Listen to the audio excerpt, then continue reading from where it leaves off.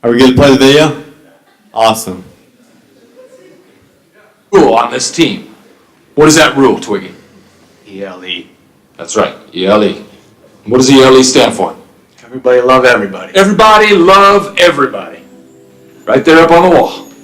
Got that, Monix? Nope. Great. Because this isn't just a basketball team. This is a lifestyle. Welcome aboard, Monix. Thank you. Good to be here. All right. Oh, if you see a possum, try to kill it. Okay? It's not a pet.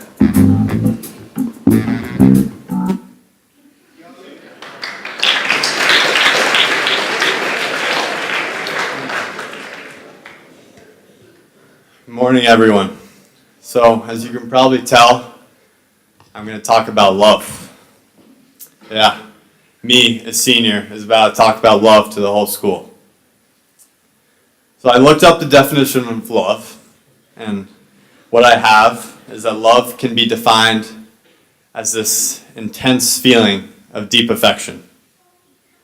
When Will Ferrell says, everybody love everybody, he is not talking about this deep affection per se, but he is asking everyone on his team to buy in and to accept everyone. If I can look back at the end of this year and only say one thing, and it'd be, you know what, I think everyone on this TAF team loved each other. That would be something to be really proud of. So how do we love? Well, here we go. I think of times like the Berkshire TAF night hockey game 2 years ago. We had the same number of fans as Berkshire on a frigid winter night, despite being the away team. Not to mention, we all went whiteout. Any other school would not be able to get that many motivated kids, but we did. As Ava will talk about, the TAF community is best when we celebrate others' successes. We were the school that legitimately had guys with their shirts off in a freezing cold rink because of their pure love of Taft. That's when we are at our best. Supporting the boys hockey team that night was more satisfying than anything. If you ask most students who were at that game whether we won or lost, I bet most would not know. But they will all remember that feeling of unity, that feeling of gratitude that I'm part of the best pack of 600 out there, that feeling of pride that we have a stronger bond than any other community, that feeling that we all love each other. When we participate as a group in that manner, that's ELE. Another way we can all love each other is when someone is lonely, scared, vulnerable, and we do something.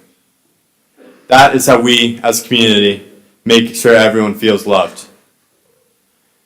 I heard of a new sophomore already. Remember, this kid is new himself, who got up from his full table in the dining hall to sit with a kid at an adjacent table who was by himself. Look, that's an admirable decision if you're a senior, but to do that as a new student, to set that tone this early into your time at Taft, that is everybody love everybody. When you're the captain of the team and you seek out that shy kid trying out, when you're the senior in the dining hall and you let that freshman get the last chocolate chip cookie, when you're the monitor and you allow your friend to absolutely vent to you about their bad grade, that is ELE. Since day one of my freshman year, there were older kids who went out of their way to always say hi to me. For the upperclassmen in here, I'm talking guys like Cutler, Ogden, Kennedy, Schuler, Darling. I can go on. To know that these well-respected students wanted to pay attention to me was more than I could ever ask. I remember walking through Main Hall early my freshman year, and I think I was with Peter Kier, and LJ walked by us, who was a junior at the time, and said, "Rex, what's up, man?" After he passed, Kier turned to me and was like, "Wow, you know him?" I was like, "Yeah, I do know him." And he goes, "That's so cool." There it is. In my head, I was thinking, you know what, Peter? That is pretty cool. Not gonna lie, I felt love there. I mean, maybe I didn't have that intense feeling of deep affection that love is defined by, but I felt safe and I felt noticed. Spontaneous conversations take our minds off the struggles. They keep our energy up, and they remind us that we are part of the Taft family. So keep your head up in the halls and say hi to each other. And as Ava will say, it's okay to ask someone's name. Although, I will feel guilty if I don't mention this, but Mrs. Fruit caught me in the hallway on the phone the other day, so this is something I don't always do myself. When you ask someone, is your game home today? How was that math quiz you were studying for last night? Who's this girl I've been seeing you walk around with? That is love. When I talk of these spontaneous conversations with everyone, I don't just mean the students. I'm talking the faculty, the dining hall staff, the maintenance staff, everyone. When you see Jacob going to clean the bathrooms of HDT, when you see Laura Lee being the great catering manager she is, when you see Rachel licking someone's knee in the trainers, you say hi. They are as much a part of the community as we are. When we do that, it's hard not to walk around campus with a smile on our faces. A few of the returners probably remember Joe Capel. He retired last year and was one of the security guards. Joe was someone who had been through so much in his life, and he could impart such valuable wisdom upon anyone who wanted it. He had even played on the same team as Kareem Abdul-Jabbar, one of the greatest basketball players ever. But how can someone ever experience that conversation or witness that wisdom if they don't even have the courage to open their mouth and greet a person with a single word? Hi, hello, whatever. It's not much. So back to love. This year, I need everybody to love everybody. Just like Will Ferrell says in Semi-Pro. Everybody love everybody. ELE. Families love each other unconditionally, right? Well, we're a family, and that's what we're going to do. I love you all.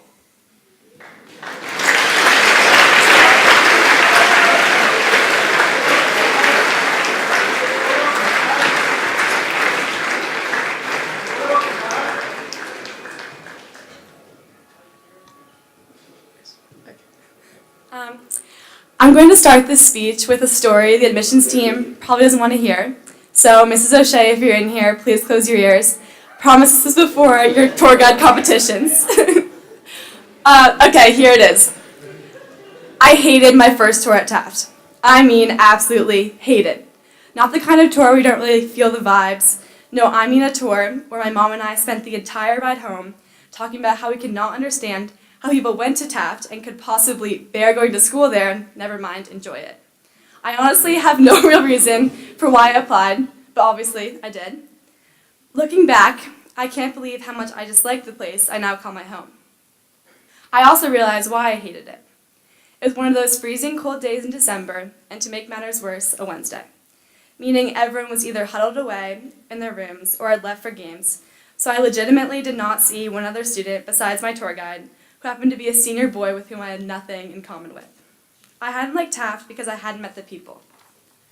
I hadn't understood the culture, seen the dorm life, or even been able to take in the campus's beauty because I was so focused on being cold.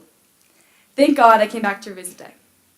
Within the first hour of it, after finally seeing what makes this place so great, us, I loved it and dreaded the moment when I had to get back in the car to return home. We are what make Taft Taft. It's our conversations in Lauby, in the jig line, on the floor of the athletic center, from our beds across our dorm rooms at night, and in these Bingham seats before assembly that make Taft what it is. Before Taft, I attended freshman year at Darien High School, my town's public school. Now, if any of you know anything about Darien, you know that we are weirdly, psychotically, sports obsessed. During my year there, I never heard about the talents of other students unless their talent happened to be something along the line of football, hockey, or lacrosse. The first thing I noticed in my freshman year at Taft was how the student body celebrated everyone's accomplishments. Not just at the varsity level, or even in athletics at all. When the rules of the play came out, I knew exactly who had the lead. When the honor roll was posted in the hallways, I watched students congratulate each other. When I made the field hockey team, older students I had never met before said congratulations to me in the halls. And even better, as the season progressed, my teachers and peers were curious about how my games had gone. All of these things don't necessarily happen outside of TACT. I think that it's amazing that we celebrate each other's talents. I love that every time there's an Oriokos or Hijack performance, I have to go 20 minutes early if I even want to find a seat in Lincoln Lobby, never mind front row. That group chats with my friends blow up on the night of the play or on Saturday game day, coordinating plans to go watch. That gospel choir received a standing ovation at our morning meeting debut, which you all should join. That when new artwork is hung up in Main Hall, we get excited and comment on how amazing each piece is. This year, let's continue to celebrate the talents, which so many of us have, no matter how big or small. One thing I want to do, which I think will help in this task, is knowing everyone's names.